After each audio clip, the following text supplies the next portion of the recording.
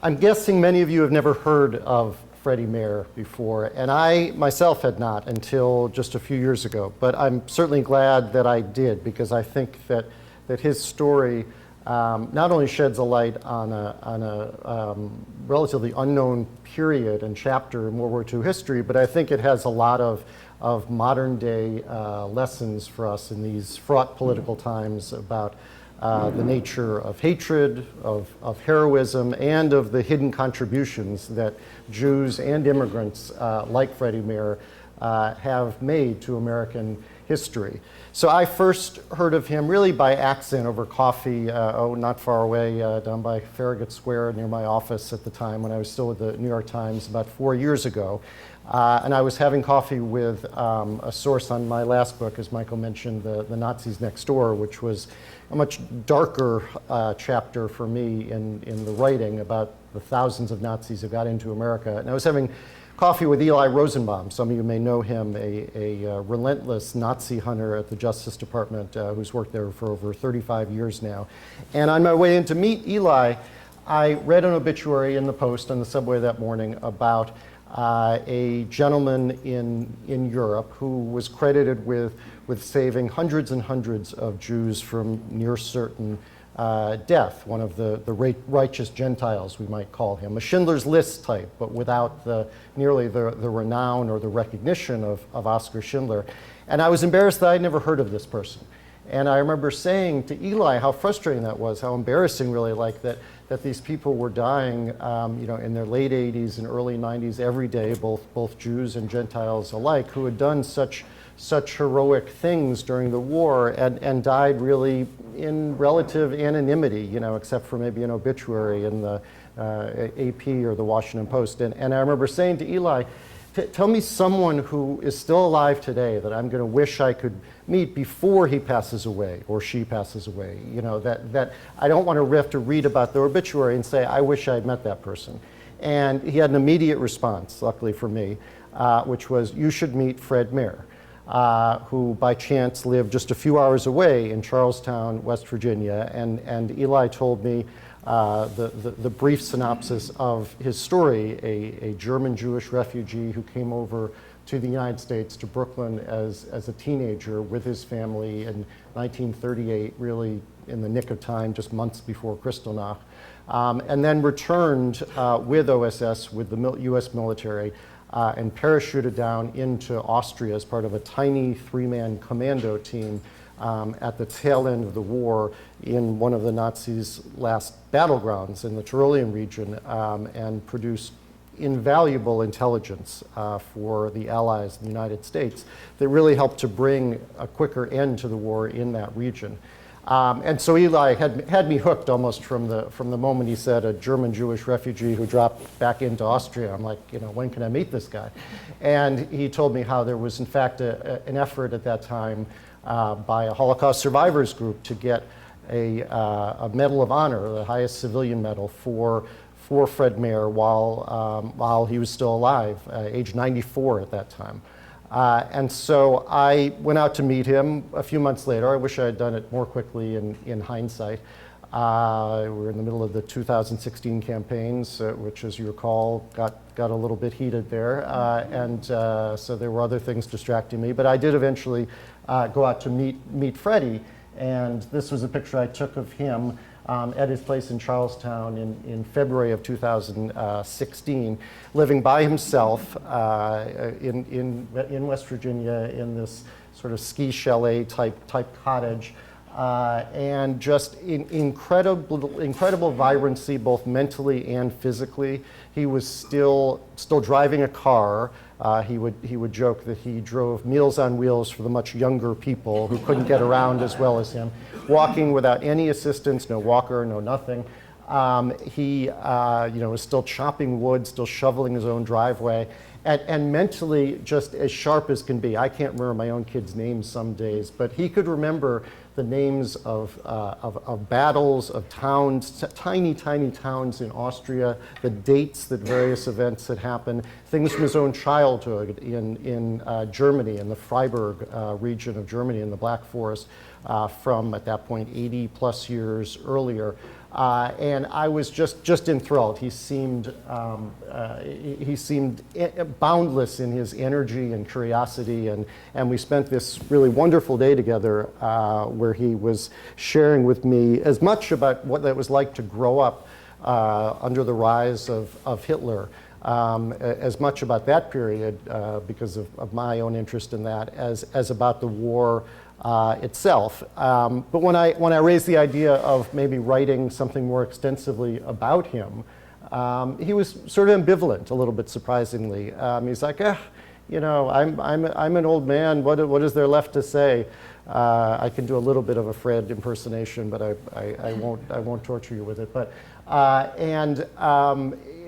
you know, he was willing to talk to me about all the details, but the idea of you know, sort of opening his life again over the last 40 years, there had been, although I had never heard of him, a handful of books and even a Canadian documentary about 8-10 years earlier about various OSS missions, including his, involving the return of refugees to Austria.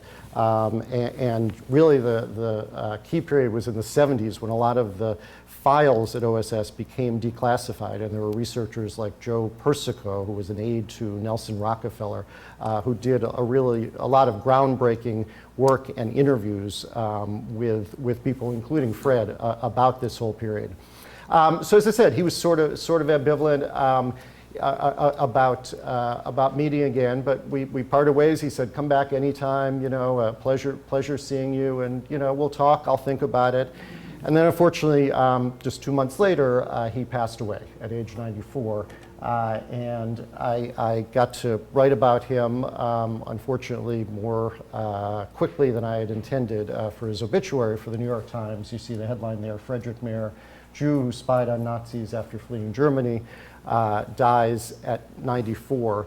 And I talked to some of the people who knew him. One gentleman who I quoted was the pilot of the plane, who is still alive. He's 96 years old, John Billings. He lives in rural Virginia, also about 2 hours away, not far from Charlestown. Still flying a plane, believe it or not, at age 96. That's for another story. But I quoted John in the obituary as saying that Fred was born without the fear gene. He knew no fear. There was nothing that he would not do and would take any risk during the war or afterwards to get what he wanted.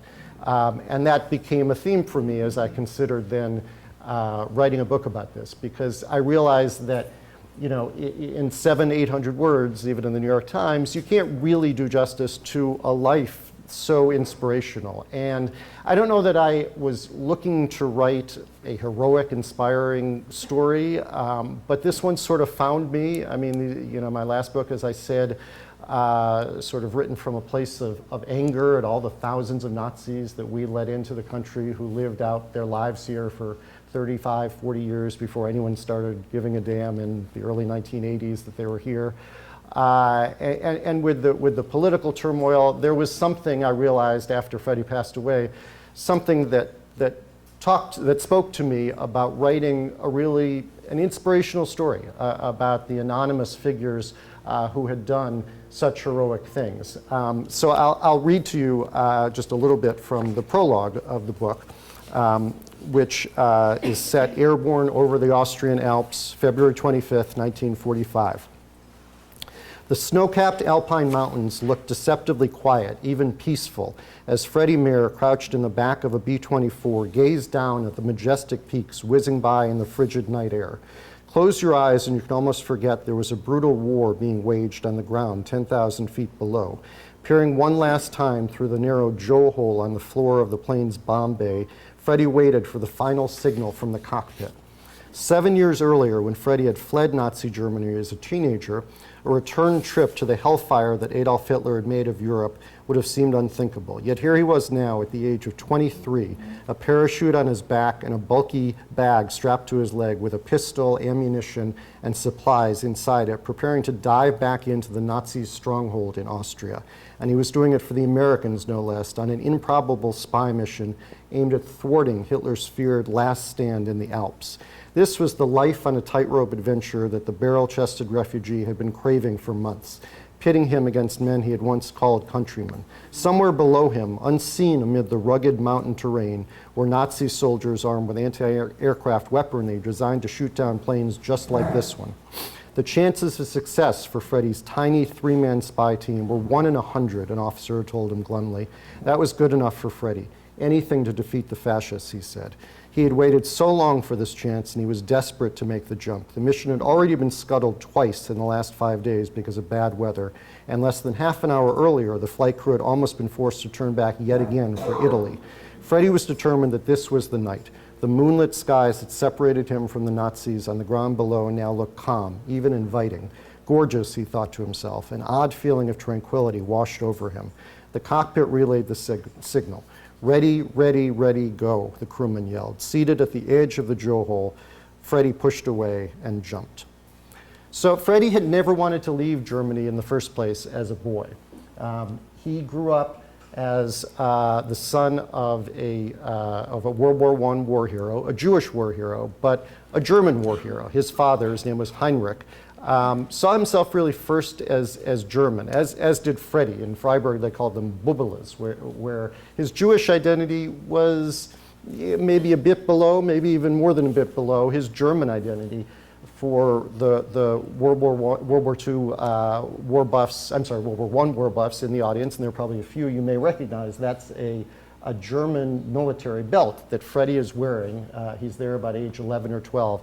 And until Hitler took power, he dreamed of, maybe becoming a German soldier himself, just like his father. He loved hearing his father tell the stories about fighting for the Kaiser, even in their losing efforts, about the Jews who were welcomed into the army and had fought valiantly. In fact, their neighbor was a Christian, and Freddie's father was his commanding officer. And the fact that one was a Christian and one was a Jew really didn't matter. It's easy to forget, and in fact, I think younger generations probably never realized, but before Hitler was really a golden age for the Jews of Germany, beginning in the late 1800s, when the Kaiser wanted to expand Germany's economic fortunes, and people like Freddie's father and grandfather were able to, for instance, start the first synagogue in the Freiburg area, started by his grandfather.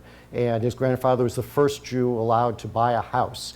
And the Jewish community in Freiburg was maybe 1,000 people out of perhaps a million in the city. Huge Catholic church steeple in the middle of town, but the Jews did not feel discriminated against in the late 1800s. And if you look throughout Germany, at the top of almost every field, from physics, a guy named Albert Einstein obviously won the Nobel Prize in Berlin in 1921, to business, to retail, to academia, to even just about any field you could mention. Jews were near or at the top of their fields, and that was the environment that Freddie grew up in the mid-late 1920s before Hitler took power in 1933. He was an incredibly mechanical kid and also a mischievous kid. He would hotwire his father's car. His father was a successful businessman. They had started a hardware business. Actually, his grandfather had started it.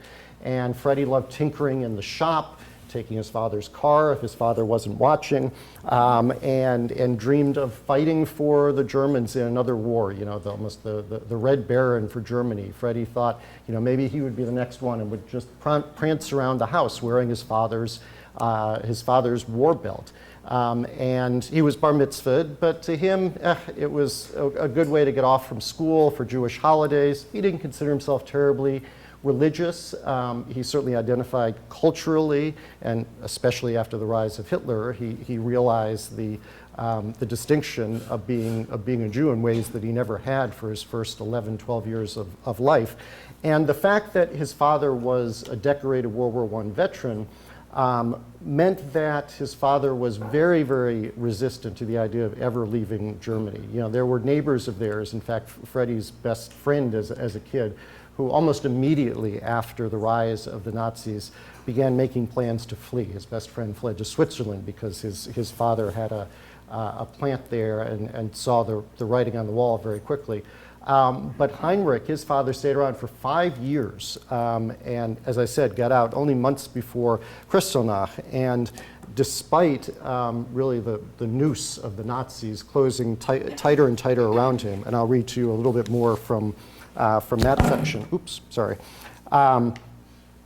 about Heinrich's stance. Heinrich remained resolute about not leaving Germany. No matter what draconian policies the Nazis enforced, he would not be run out of his homeland. Not when Freddie was expelled from school for being a Jew. Not when a Nazi newspaper campaign demanded the Germans boycott Jewish businesses. Not when the Nuremberg laws banned Jews from mixing with people of German blood. Not when all his Christian employees and the family's maid had to stop working for him because he was a Jew, or when it became almost impossible for him to buy raw materials like lead and copper for his hardware business. Not when he and Freddie, dismayed, watched the footage of Hitler presiding over the 1936 Olympics after banning non-Aryans from German squads. Not even when word began to spread that the Nazis were rounding up communists, homosexuals, and other quote-unquote undesirables, and that the Jews might be next. Even then, Heinrich stayed firm. Nothing bad will happen to us, he kept repeating to his son as a matter of faith. Now, his experience contrasted sharply with the number 2 man on the mission, who I think it's the next shot there, if we go, yes. On the left is a man by the name of, there you see him at age 16, Hans Winberg, who was also a Holocaust refugee from the Netherlands. And he got out almost around the same time as Freddie, and coincidentally, they both landed in Brooklyn, although they never knew each other until joining up with OSS and parachuting back into Austria. But his father was the polar opposite of Freddie's in that he was really a canary in the coal mine. Even though he was not in Germany proper, he was in the Netherlands.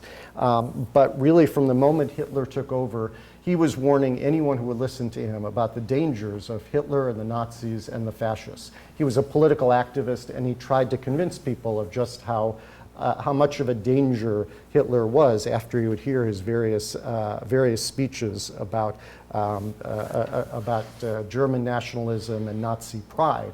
And his neighbors thought he was crazy, but beginning within a year or so, he began stockpiling away money, $3,500, which was an enormous sum of money in those days, to send his family in fragments over to the United States, or at least that was the idea. So first he sent his twins. That's Hans Winberg, you see on the left, and his brother Luke, who is actually still alive at also at age 96. I may see him this weekend in North Carolina. Hans passed away about 10 years ago. But he sent them with $3,500 put away in a Chase Morgan bank account for a business associate who he barely knew in New York, who said he would take care of them. And he told the boys that your mother and I and your little brother Robbie will come when we can. And he had business affairs to attend to. It was very, very difficult to get visas for those in the Dutch Jews in the Netherlands or German Jews in Freddie's case in Germany, except for a brief window when they both were able to get both Freddie's father and Hans's father in 1937, 1938. Before that and after that, it was really like whistling in the dark. You were not going to get anywhere if you tried to go to an American consulate to try and get a visa. But there was that brief window when FDR and his administration were able to get through about 10,000, 20,000 visas, and those two were, Freddie and Hans, were among those who got them. But again, when Hans's father, his name was Leo, sent him and his twin brother to Brooklyn, the neighbors thought he was crazy, and his relatives thought he was crazy. They said, this is the land of the cowboys and Indians, they called it, and you're sending twin 16-year-old boys over to live in Brooklyn and go to school there. The Nazis are not our problem yet. And in my research, I was able to use and look at letters that the family wrote back and forth between the Netherlands and Brooklyn, which are really so poignant and torturous in a lot of ways, sort of mixing the mundanity of life in school or in the Netherlands and the factory. They had a tire factory in the Netherlands, with the rise of Hitler, both before and after he invaded the Netherlands. And I'll read to you a little bit from one section there, a letter that Leo wrote to the twins in Brooklyn in 1939, where he talks about how happy he was to hear about the great grades they were getting at school. And he said, just don't overdo it with all the swimming and excessive exercise, he cautioned Hans. There was no reason to risk an injury. You're already the representative of the chess players, Leo wrote. Wasn't that enough? He was the good, worried Jewish father who didn't want his son to overdo it. He wrote that there was no talk of any imminent reunion, but Leo looked forward to joining them in all the new pastimes they had picked up in America once the family was together again. Thankfully, I'm still young enough so that once we are reunited in good health, I can join you for swimming, rowing, fishing, or if you haven't become a vegetarian yet, whatever else we can do. You can rest assured I would take at least 6 weeks off for everything as soon as this rotten war is over, he wrote. At the very bottom of the letter, their little brother Robbie, now a teenager, added a note of his own in careful cursive handwriting. Dear brothers, it began, just now I was studying piano. I dream a lot of you guys lately. I know, what a surprise. Good luck, a punch from me, Rob. So this was their life as war hit in the United States, and FDR and the United States were dragged into war that many were reluctant to join, partly because of the anti-Semitism of people like Charles Lindbergh and Henry Ford, who had waged really a vitriolic campaign against what they saw as the Zionist efforts to drag the United States into war. But once Pearl Harbor came, Freddie tried at least to go down to his local recruitment board the very next day. But he was actually denied entry into the military because for a period of months after Pearl Harbor, people like him, German refugees, were considered quote unquote enemy aliens. He was considered a security risk, which for Freddie was sort of the ultimate catch-22. He had just fled Nazi Germany just a few years earlier because he was considered literally a parasite by Hitler and threatened with extinction. And now in his new country, where he wanted nothing more than to fight the Germans, he was told that he was a security risk and that he would not be allowed entry into the military. So this was quite an identity crisis for many, many German Jews, German refugees like him. We obviously know the Japanese Americans had it the worst of all, with 130,000 or so who were rounded up and put in internment camps. But for Italian refugees, for German refugees, for others who were on the side of the Axis, they were immediately under suspicion for no other reason other than their nationality. Eventually, those policies did wash away when the United States realized that they needed every man, especially every man who had the language skills that people like Freddie and Hans did. And if you go to the next slide, in the OSS, this was really a fly-by-the-seat of its pants operation that was meant to plug the United States' gaping hole in intelligence. There had been no centralized intelligence prior to the war. That was blamed as one critical factor in the ability of Pearl Harbor, of the Japanese to launch their surprise attack at Pearl Harbor. We had been able to break the codes, but there had been no one who was able to connect the dots, if you will, and put all that information together. So it was the job of Bill Donovan, Wild Bill Donovan, a World War I hero himself, and a law school classmate of FDR's, to create this new agency almost overnight, known as OSS, the Office of Strategic Services. Both Freddie and Hans Winberg ended up in that. But again, only with much fighting and under much duress. Freddie in particular was incredibly frustrated. For over a year, he would bounce around from one military camp to another in Alabama, in Florida, in Arizona, and couldn't get out of the United States, much less back into the Third Reich. And he, by his own admission, was not really a good soldier, at least by normal traditional standards. His beard was never shaved quite closely enough. His shoes were never shined quite brightly enough. He talked back just a little bit too much to the officers. This got him in trouble, but ultimately it actually got him in OSS, because it was one of these war game scenarios out in the desert in Arizona where they were doing the military equivalent of capture the flag, except with live ammo and tanks. Freddie was at that point an Army Ranger, and he was supposed to, along with his platoon, bit by bit take enemy ground as prescribed by their commanding officers. Freddie always had plans beyond the script, and he outflanked the enemy, going far outside the defined battle lines of the war game scenario, and took the enemy command post, not just the pretend enemy command post, but the real command post in the desert, and surprised the commanding officer, a man by the name of General West, by telling him that he was his prisoner, and with his gun drawn, and told him to put his hands up. And of course, the general was quite taken aback by that and said, you can't do that. That's not part of the scenario. That's not part of the war games. And Freddie said, well, you told me to win the war any way I could. That's what I'm doing. I told you I'd do a little bit of Freddie when I could. Freddie got called back in the next day for what he assumed would be a dressing down from the commanding officer for straying outside the lines. And instead, the commanding officer asked him a series of questions. He said, you're from Germany, right? You speak German? Yes, sir. You speak any French? Yes, I speak some French. You know, he lived very close to the French border in southern Germany, and spoke a fair amount of French, in fact. He says, well, how would you like something a little bit more daring to do? And Freddie said, yes, sir. He wanted nothing better than to get out of just sort of the drudgery of the regular infantry. And West said to him, how would you like to join up with OSS? And Freddie said, yes, sir, immediately, sir. And he walked out of the office just beaming and smiling with just one question: what the hell was OSS?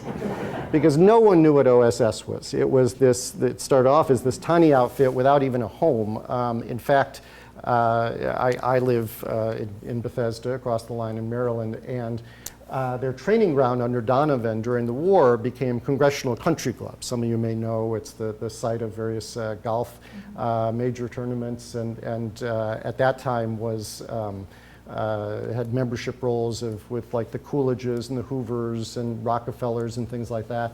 But they had fallen on hard times by World War II. So this was actually a win-win both for Donovan and for Congressional Country Club. Because what Congressional did was that they leased 400 acres, their entire facility, to Donovan and the U.S. government for the duration of the war, for over 2 years. What they didn't quite count on was that Donovan, with bazookas set up from end to end, with live grenades in the sand traps, with every sort of weaponry and training imaginable, blew the crap out of the place. They had just built a new back nine golf course, and it was so in disrepair by the time they were done that the U.S. government had to pay them an extra $500,000 plus their lease money, which again in those days was an enormous amount of money for all the damage they had done. And that was where Freddie and Hans Winberg first met. You see Freddie here in his leather military jacket, and there you see Hans on the left and Freddie on the right. And I love this photo because you can tell, even though Hans was probably 6 inches taller than Freddie, who was a little guy, about 5'6", 5'7", outranked him at the time when they started out in OSS, was, by Freddie's own admission, much smarter. Freddie didn't like books. He dropped out of high school. Hans went on to become a Fulbright scholar and a chemist. Despite all those things, Hans just looked up to Freddie like a puppy dog to his master, and would do anything he said because he was just so inspired by his moxie and his just his gallantry, really. And it began a lifelong friendship that started on Congressional Country Club for them in the winter of 1943. So they finally made it over to Europe in 1944. just before D-Day. But they had nothing to do with D-Day, and in fact they kicked around, first they kicked around the Horn of Africa in Algiers, nowhere near the fighting. Then in Italy, the southern part of Italy, still hundreds and hundreds of miles from Italy, and were so frustrated even at that point. Hans was not exactly the fearless type that Freddie was. At first, he wasn't exactly all that anxious to get into the war himself. You know, he was thinking about, you know, his father telling him to take it easy and don't overdo it and just be the head of the chess club. But Freddie so inspired him that even he was quite restless and really wanted to see action by the time they were kicking around Africa and Europe. And in fact, they revolted one day. They hitchhiked from their base in Italy up towards Naples, along with 3 other all Jewish refugees, all part of OSS, but men who likewise had not gotten an assignment and felt like they were just sort of wasting their time in a villa in Italy. The food was nice. They had lots of free time. They went to see an opera one night. Freddie stole a Jeep because that's what Freddie liked to do, is just sort of push the envelope as best he could. But they weren't seeing action, and they went to the commanding officer and they said, you're wasting our time and our talents. We could be doing a lot more. Put us in the fight. And around that time, Eisenhower, then the commanding general, had signed a new order giving slightly expanded authority to OSS to take on commando operations in the intelligence field in Germany and Austria and Yugoslavia and Italy. OSS had begun dropping men into France, and they were in line for one of those assignments, and in fact got to the runway that day, bags packed with their ammo, their guns, their food, their supplies, when the mission was canceled. They heard that the partisans on the ground were pissed off at the Americans. They said, "Don't come, we don't want your help anymore." So their mission was scuttled. And it was just one more time when they were left twiddling their thumbs and playing cards and gambling, as Freddie also liked to do. He was quite a character, if you haven't gotten that so far. And they finally got their mission in late 1944, early 1945, which was in Austria.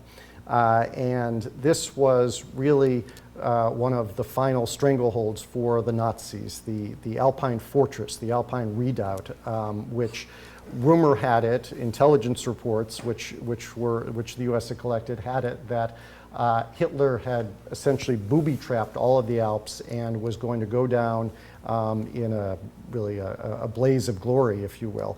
This sort of ended up being the Iraq WMD of World War II, because the reality did not match the intelligence reports.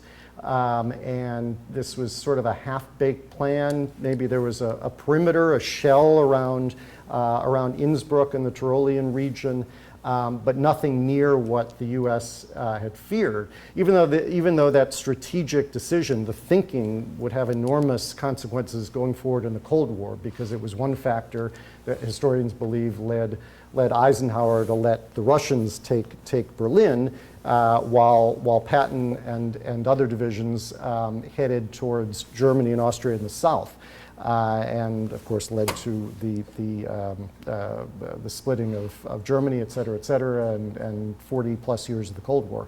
But that was for a later day. They weren't worried about that. What they knew at that point was that they were detailed to find out what Hitler was doing in Austria. Not only the truth of the Alpine redoubt and all these dystopian visions of booby-trapped Alps, but also how the supplies were getting to the Nazi troops in northern Italy from Austria through the Brenner Pass. As quickly as the United States and the Allies and the Brits and others would bomb the train lines coming through the Brenner Pass, the Nazis would find a way to resupply them, and northern Italy was at that point the site of some of the fiercest fighting.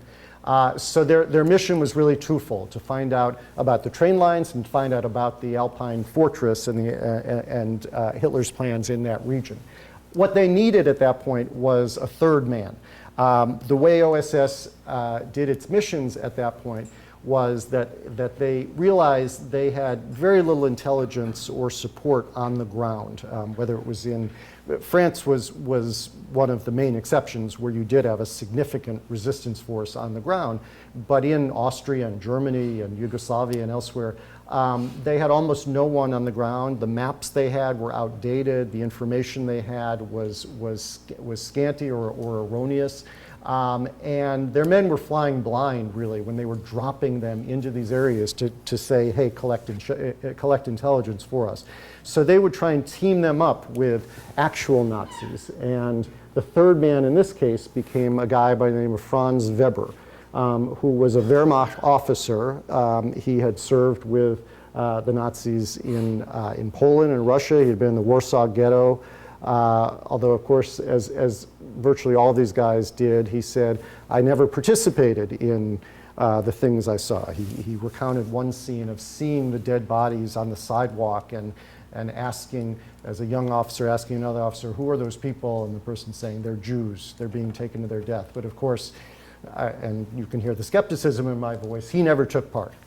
To disprove that is difficult. And to be honest, the Americans, when they were looking for Nazi defectors like Franz Weber, I don't think really cared whether they were complicit in war crimes themselves. What they cared was that someone like Franz Weber had deserted the Nazis in Italy, had run about 5 miles across the border and turned himself into the Brits, and was sitting in a POW camp. And Freddie actually met him in the POW camp in Freddie's first undercover mission, pretending to be a Nazi officer, sort of sizing him up, and sensed that his resistance to Hitler was genuine, sort of a gut instinct, that this was someone who was no fan of the Nazis, as Freddie said later, and would help them.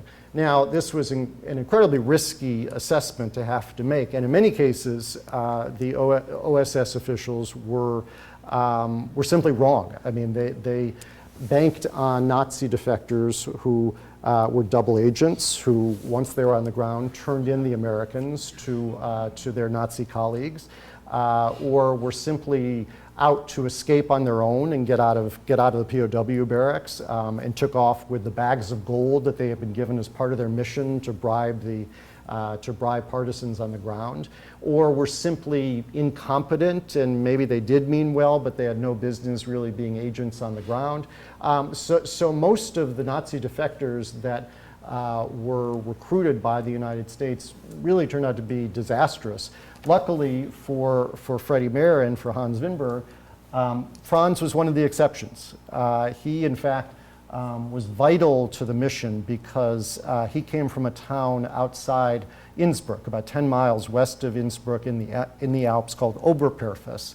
And he still had family there, and he still had a fiance there. Everyone assumed that he was either killed in action, or if he had deserted, that he had already been executed. No one really knew what had happened to him, but he was willing to go back into the town as part of what was conceived as a mission, if you go to the next slide, that seems almost farcical even 70 years later, to drop the three of them onto a glacier in the Austrian Alps at about 13,000 feet altitude. Now, Franz was, in fact, coming from that region, was a great skier. So he knew the Alps like the back of his hand, and this was his home turf. Freddie, as he liked to do, claimed that he was a great skier. He might have been on skis once in his life in the Black Forest, but certainly not a great skier. Hans, on the other hand, admitted to being scared shitless and said, I've never skied before. How am I supposed to do this? You know, when they first, on the back of the napkins, came up with this plan to drop them down onto the glacier. Now, as it turned out, I surmise for the best, Freddie and Hans did not end up having to ski down because of a mishap with the drop of supplies. They dropped the three of them first, and then they dropped these 500-pound tin drums in the dead of night immediately after them, which had all sorts of supplies and food and guns and ammo and fake IDs and et cetera, et cetera. Also, one item which on one of the supply lists Freddie had personally added, which was a carton of prophylactics. Freddie was a bit of a ladies' man. When I interviewed him that day in 2016, that was the one thing he wouldn't talk about. I asked him what those were used for and whether he had had relationships, did this get romantic in courting supporters on the ground. He would talk about all sorts of things. That was the one thing that was off limits, though, which I found interesting. So they spent about 4 hours in the dead of night, in the middle of winter, traipsing through snow that was about 3 feet high, looking for all those supplies. But 2 of the sets of skis that were supposed to be sent down with them for the 3 of them and for the cargo had gone missing and were presumed to have sailed over the Alps onto the other side of into Italy. And so instead of skiing down, Freddie and Hans had to basically belly slide, hike, slide, any way you could think of. They would laugh about it later, but Hans, at one point in the middle of what was the first leg of the journey, was about 10 hours down to get about 1,000 feet down, said to Freddie, "Just leave me behind. I'm not going to make it." And Freddie wasn't going to do that with Hans at that point had already become sort of a soulmate of his, and he practically dragged him on his back. And luckily, at about halfway down, they found a hut that was normally used by the Nazi ski patrol to patrol the area in the Alps on both the Austrian side and the Italian side, but was abandoned. And they were able to start a fire, to find some food there, to get warm, and just to recuperate before they resumed their trek down to the bottom. Now, there are too many twists and turns to tell you every single one, both because we don't have all night and because I want you to read the book and find them out for yourselves. But I will tell you a few, and one of my favorite, and the next slide is, I'm sorry, one more after that.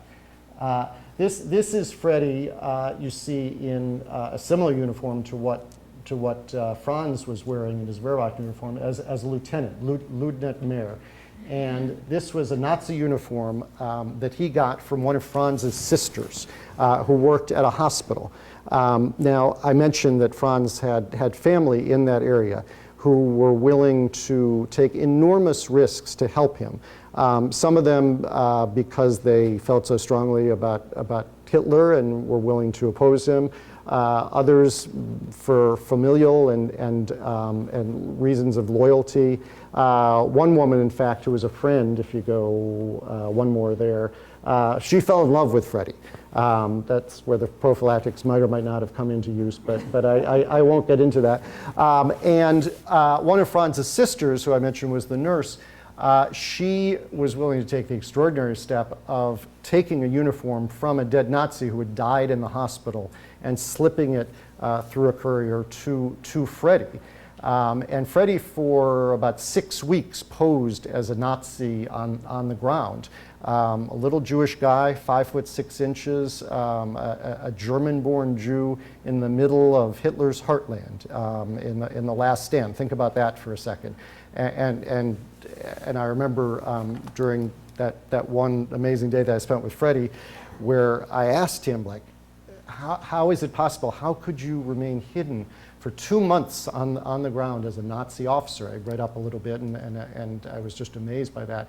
And he gently corrected me. He said, "Well, I was only a Nazi," again, I'm going to do my Freddie, "I was only a Nazi for 6 weeks, and then I was a French electrician." And if you go back 2 slides to that building, one more, there you go.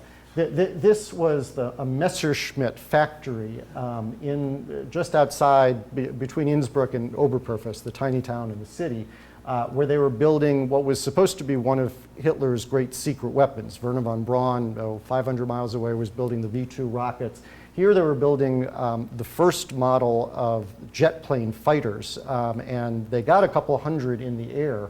But Freddie was able to become a French electrician, and he told me, I didn't even have to change my name. He went from Heinrich Mir, his German name, on his his POW identification, he became Freddie Mir, and he just giggled. He was so proud of himself for not having to change his name. And he went down it was an underground factory where hundreds or thousands of forced laborers died building the jet planes.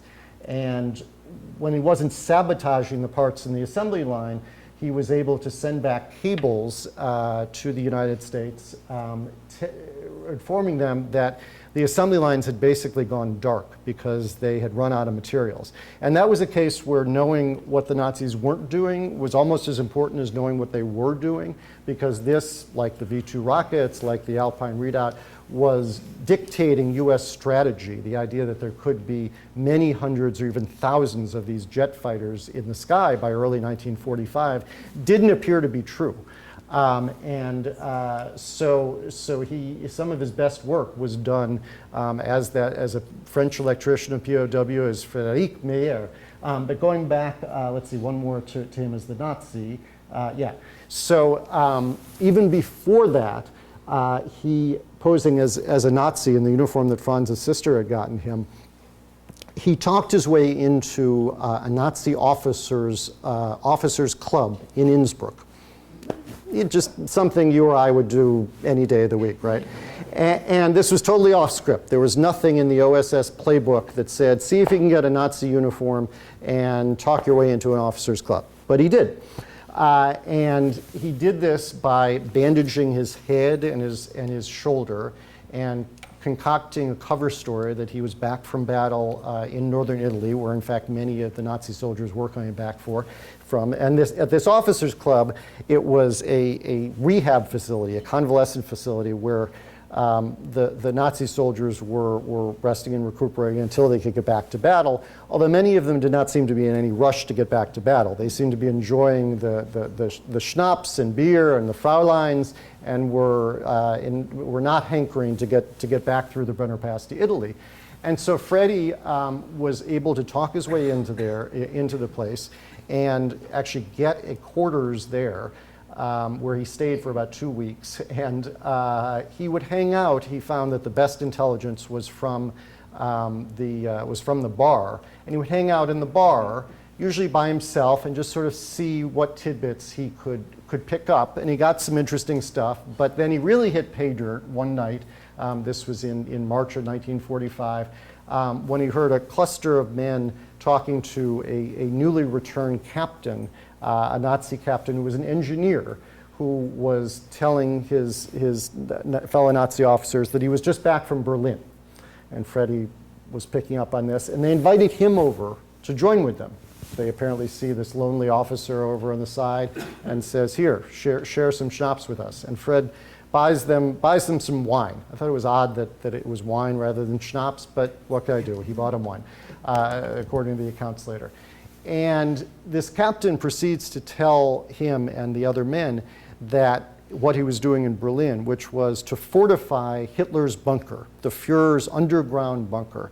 And he goes into incredible detail as an engineer in terms of how thick, the exact dimensions of the walls, the exact location of where Hitler slept, where the balcony was, where he would address the troops, the schedule and the time of day, and on and on and on. So much information, so much detail that Freddie, as he sat there, was worried that he would not be able to remember all of this, he said later. And he finally, a bit tipsy, excuses himself and jots this all down into a cable, and he passes it on to that woman, if you go two more, Maria, who was one of his couriers. She would do anything for Freddie. She had fallen in love with him. He was actually staying with her for a few nights in her family's attic because Franz had convinced her family to hide him away. And when the parents realized that she was falling in love with an American spy, they booted him out. And that was even before they realized he was Jewish. So I'm not sure what would have happened if they knew that she was in love with a Jew. So Maria was the courier who would then pass this to Hans Winberg, who was holed up for the entire 2 months in another attic. And he was the radio man. The one thing that that Hans could do better than Freddie when it came to military skills was Morse code. part of his mathematical scientific ability, and he could rap out Morse code 3 times as fast as Freddie. So that was his main job as the radio man. And in fact, he had tied the cable for what at that point was the most sophisticated wireless radio system anywhere in the world, tied the cable along the laundry line between the attics of where he was staying and the next chalet in Oberperfus. And when the cable came with all the specifications of the Führer's bunker, down to the millimeters that they had refortified of concrete, the whoops of elation from the OSS in Italy were something to be heard. The head guy was a bowling fan, and he wrote back to the command in the United States, this was a 10 strike. And it wasn't even the best that Freddie would do, believe it or not. His main achievement would come only later, when he was able to go out to the rail line outside Innsbruck in the town of Hall, and as a Nazi officer, was able to gather reconnaissance and intelligence on those train lines that were going down through the Brenner Pass and their exact schedules, and one particular caravan with about 80 rail cars on it, not only with men, but with fuel, with ammo, with food. The Nazi troops were literally starving from lack of food and a lack of fuel in northern Italy. And this led the United States to bomb that entire 80 train rail line, which was an enormous coup. And in all, he sent more than 70 cables through Hans, through that attic in Oberperfus to the US. And it was regarded as one of the most successful espionage missions of the war. It was how much it might have shortened the war by, it was a matter of some debate later, but there's no doubt that had they not gotten the information that they got, especially on the train lines running to Italy and the ability to bomb those, that the fighting would have gone on for weeks, probably months more. And remarkably, Freddie was, even after all these accomplishments, again, I still want you to read the book, but was captured by the Nazis, I think because of his own brashness. He got so smitten, I think, by his own successes, and who can blame him really after all that, that he became more and more ambitious and brazen. And at one point he sent back a cable to Italy saying that he thought he could get 500 resistors in the area if they sent enough munitions and guns, and that he could, quote unquote, take Innsbruck. And they actually proceeded down that path, which led to someone turning him in. And that day that I met him, he recounted for me, not just recounted, but reenacted for me the scenes of the Nazis torturing him.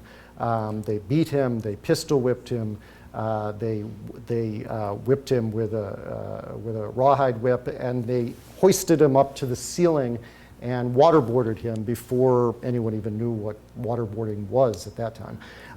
And not only did he survive that, but he was able to negotiate with his captors for their surrender. This is a whole nother chapter, which again we almost don't have time for. But he made promises that he had no authority to make whatsoever. That he could assure them lenient treatment, and to cut to the chase, he ended up driving about 10 miles outside town, where Patton's forces were fronting in the mountains to the north, and with a German escort waved a pole with a white pillowcase on it, and announced that he was Lieutenant Freddie Mir. He was actually not a lieutenant yet. He had given himself a promotion, and that he had the authority to surrender on behalf of the Nazis in Innsbruck. And it was what the U.S. would later call a bloodless surrender without a single shot being fired. A battle there certainly would have cost tens of thousands of lives, and he was personally credited with having made that happen. And I closed the book with Freddie's own words when he was asked many years later as part of a project that Steven Spielberg did where he interviewed, not he personally, but interviewers spoke with about 50,000 Holocaust survivors, and Freddie was among them as both a refugee of the Holocaust and a soldier in the war. And his words to me were so powerful that I closed the whole book with them. And even my teenage son, who does not compliment me on many of the things, parents, you'll know what I'm talking about, he said, wow, I got chills hearing that. So that's how I knew that the words were powerful. And so what he wrote, what he said at that point was this. Sorry, I've just lost the page there for a second. Okay.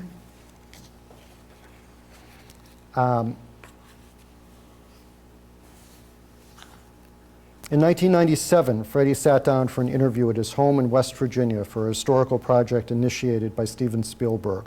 Freddie's bushy black hair was now thin and white, and he wore large, owl-shaped glasses to correct what had been 20/20 vision during the war, but the ear-to-ear grin was unaltered. The interviewer, Esther Teperik-Finder, herself the daughter of Auschwitz survivors, asked Freddie what made him such an effective spy during those remarkable 2 months in Austria. He flashed his famous smile and summoned a Yiddish word from his childhood in pre-Nazi Germany. Chutzpah, he said buoyantly. I was afraid of absolutely nothing. Not usually the self-reflective type, Freddie pondered for a moment what it had meant for him to flee Europe for America, then go back to infiltrate the Nazis. Returning to the Reich struck him as both a rare opportunity and a solemn obligation. Quote, I would just like people to realize, he said in a soft voice, that refugees who got a haven in the U.S. did their best to repay that debt. And I thought that was so powerful and really spoke to how important it was to have finally been let into the United States, begrudgingly, as he and many other Jews found out, and to be able to do something to return that opportunity that the United States had given him. And I love, there's one more shot. This is after the U.S. troops had taken over Innsbruck and that whole region. Just you see how peaceful it is there. And this was a shot that Freddie, and it ran with the obituary that I wrote in the New York Times, Freddie on the right and Hans and Franz, a shot that was taken of them just 2 days after Germany as a whole surrendered, and a week after the Nazis in Austria had surrendered, right in front of the Alps, and you can just see the pride and the glee on their faces. So with that, I think we can take some questions if you'd like. I think people probably are curious. I heard some stuff beforehand, so I'm glad to tackle anything that I can. Did the OSS go into Israel when Israel was being established as a new state? I mean, he seems like he would be a person who was very much interested in joining the Yergon and you know, he never wanted to be a spy after the war, which was very, very strange to me. I sort of went into my research looking to see, like, had he been a covert agent with, OSS went out of business almost immediately. So the CIA became, about a year later, the agency in charge of intelligence. He went to work for Voice of America and as an engineer, a diesel engineer, and fixing plant operations and things like that in Asia, back in Europe.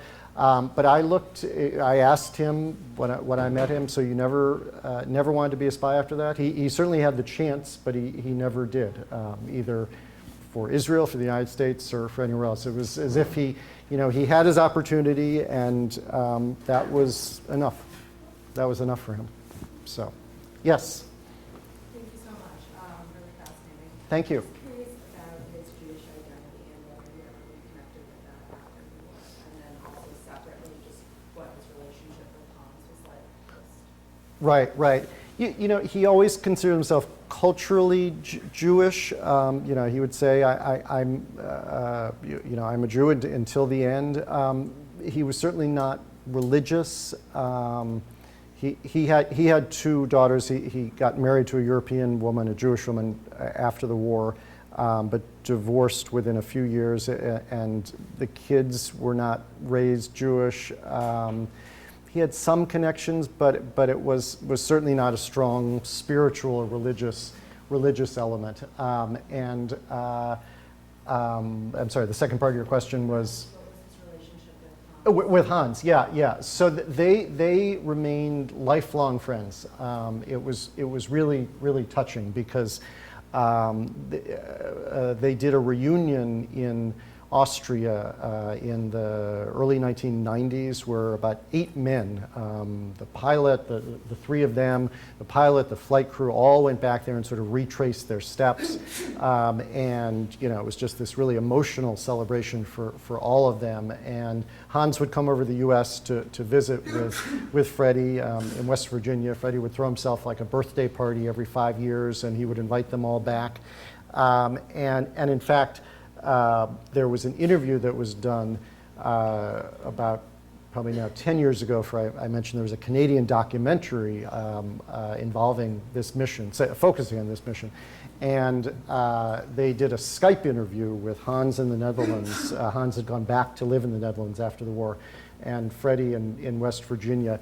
And they were just like 2 kids, just giggling at each other and just so happy to be talking. It had been, a few years. And then, make of it what you will, Hans died the very next day. He had not been in great shape, but it wasn't expected that he was going to die the next day. It was almost as if he had a chance to say goodbye to Freddie, and he died the next day. He was probably about 86 or 87, something like that at that point. And the story of Hans returning to the Netherlands was a difficult one. I never got to interview Hans, although there were interviews done years ago that I relied on in my research. But I did talk to his brother, who I mentioned is in North Carolina, his twin brother. And Hans, for professional reasons, had the chance to go back to the Netherlands after being a chemistry professor in the US. He got a more prestigious gig in the Netherlands and decided to go back there, and he brought his family back there, and he raised his family there. And his brother was quite bitter about that because he saw the Netherlands as the place that had killed his family. I didn't put the coda on the family, but you can probably imagine that the letters stopped in about 1942. His family went into hiding, and they had no idea, as he and his brother were fighting the war, what had become of them. And then within a few months after the war, Hans went back to the Netherlands from Austria and Germany, where he was stationed after the war. Freddie taught him to drive, so he drove about 600 miles. He went back to his family home, and there was no one there. And a neighbor told him that they had tried to flee to France. They'd been arrested, and they'd been sent to Auschwitz. So his brother wanted nothing to do with the Netherlands, but Hans was willing to sort of embrace it again as his homeland. So that caused no shortage of family strife, I think it's fair to say. Yes? Do you know what happened to Franz? Franz, also an interesting story. Franz went back to Oberperfus, the tiny town outside Innsbruck. But there were people there then, and I would say even now, who were not exactly thankful that he had helped the Americans, that he was seen as a traitor. Austria, of course, had then and now quite a conflicted identity in seeing themselves as victims of the Nazi invasion, when in fact, they were more partners than anything. And Franz did not advertise his role with the Americans, even though he became a politician, an elected politician at the state and federal level. He didn't put it on his resume. And it wasn't until the 1980s, 1990s, so like 40 plus years after the war, that really he showed any willingness to identify himself with helping the Americans. And even I took 2 trips back to Austria in my research, and even some of the locals that have studied the mission and the role that Franz played, they will tell you that there were people who, to this day, are quite angry at the Americans for bombing their family homes, and Franz was not welcome by. I talked to his children, who said, he got his share of grief for having helped the Americans. And he passed away around 2000. So again, like with Hans, I wasn't able to interview him personally, but there were archival records where he gave his account, and in the 80s and 90s, he was given an award, as were some of the women who helped. As you can see, many of the accomplices on the ground were women because they came under far less suspicion from the Gestapo. And Austria did begin to recognize some of them in the 80s and 90s.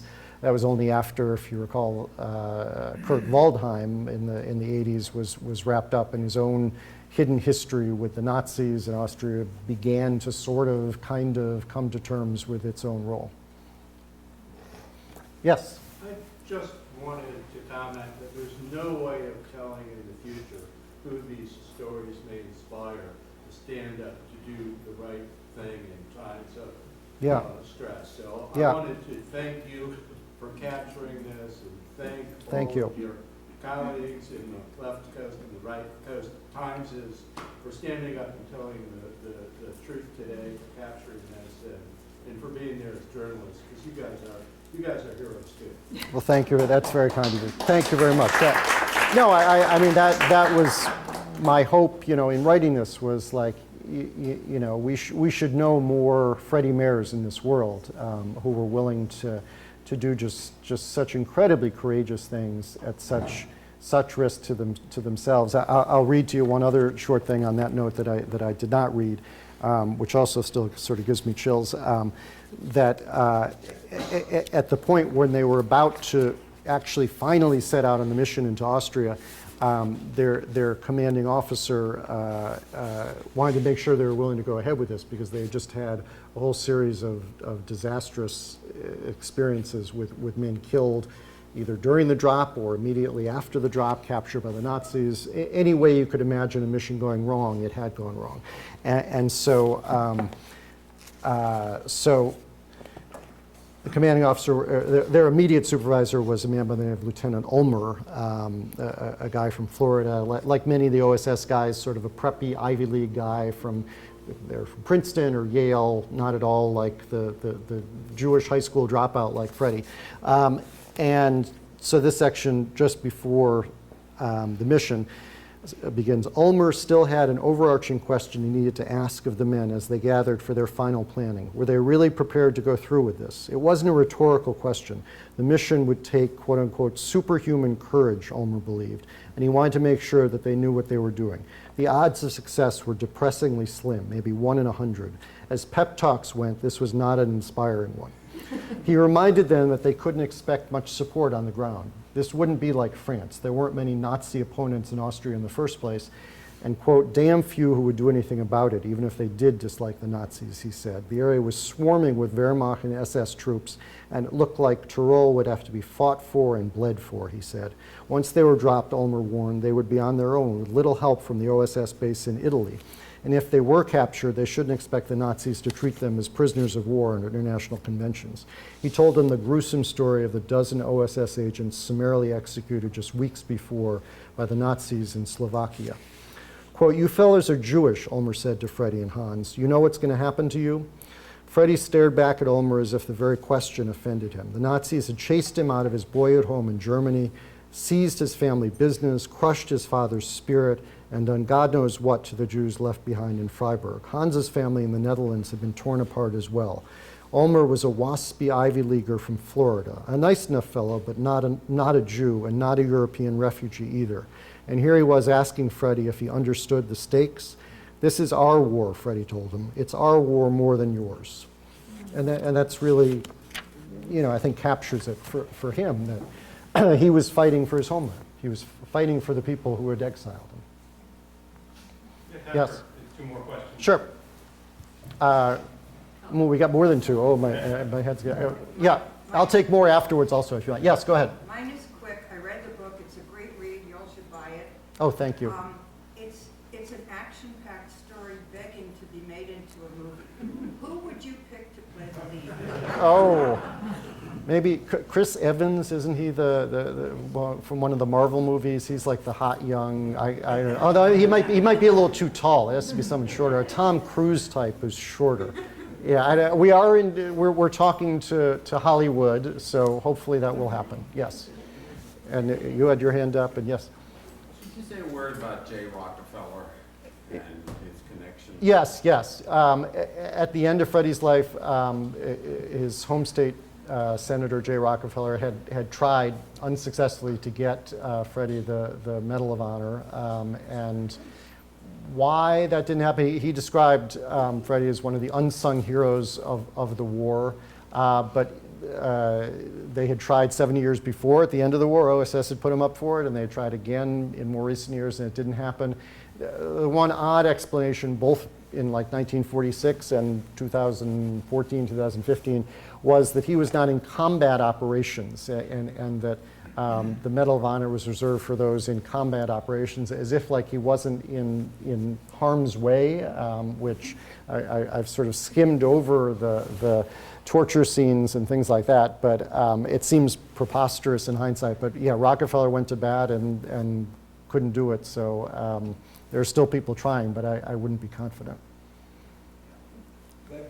Yes, and did you want one more? There was someone else who had their hand up. One last one, if there was someone here. Yes. I just wanted to ask about the sources on the military side. And I also read the book. There's a lot of detail, specifics about this date, that base, and this plane, that. Yes. How do you know that stuff? The best archival source is right here in College Park at the National Archives. The OSS records. There were hundreds of thousands of pages open up. Some of these photos are straight, including this one, are straight from the OSS archives in College Park.